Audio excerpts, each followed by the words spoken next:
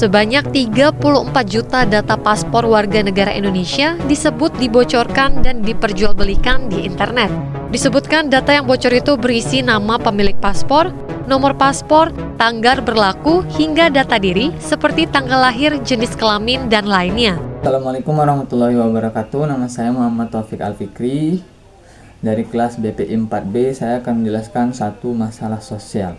Baiklah, di sini saya akan menjelaskan masalah sosial yang baru-baru ini terjadi dan masih hangat di media sosial maupun televisi, yaitu bocornya data BSSN dan Kementerian Komunikasi dan Informatika.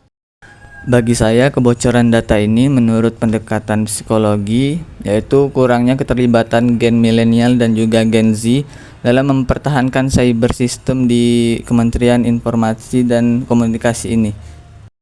Dan pada akhirnya, betul apa yang dikatakan Ibu Mutia Fiada Hafid ini. Ya berarti itu bukan tata kelola, itu kebodohan aja sih Pak. Punya data nasional, tidak ada satupun backup berarti kan? Dan juga saya setuju ya dengan perkataan Mbak Najwa Shihab ini. Dan juga mengapa kejadian ini bisa terjadi menurut saya karena Gen X atau generasi 80-an ke bawah itu sudah tidak kompeten dalam mengurus urusan seperti cyber system, cyber security.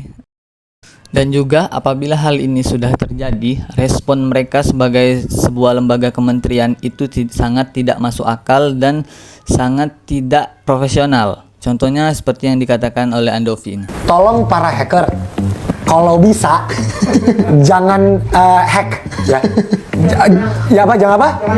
Jangan menyerang.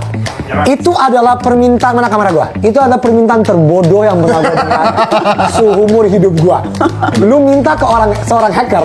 Nah, hacker tuh kalau gitu malah makin ya udah gua dan terjadi.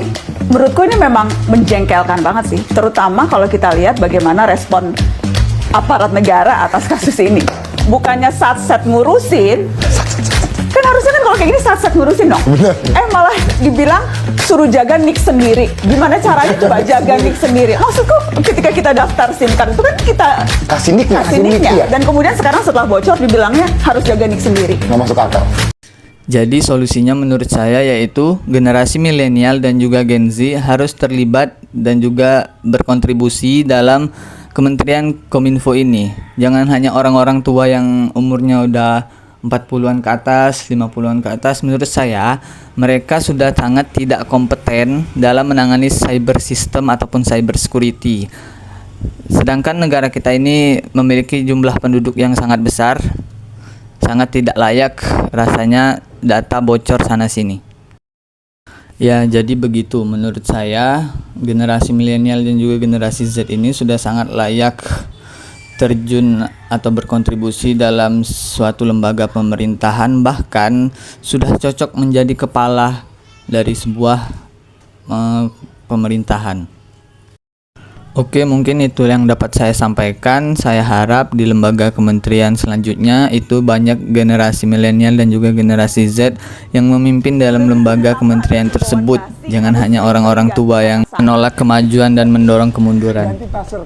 Maksudku itu tuh bukan itu inti persoalannya kan? Inti persoalannya adalah yang ngejaga ini.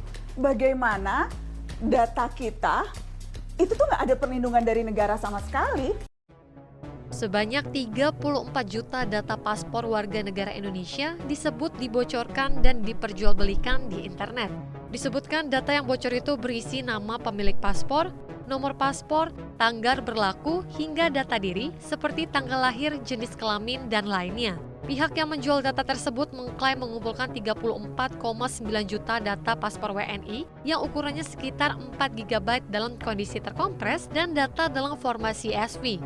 Data itu kemudian dijual $10.000 Amerika. Menanggapi dugaan bocornya data paspor WNI, Dirjen Imigrasi Indonesia Simli Karim menyebut tengah menyelidiki kebenaran peretasan data dengan berkoordinasi dengan BSSN dan Kominfo.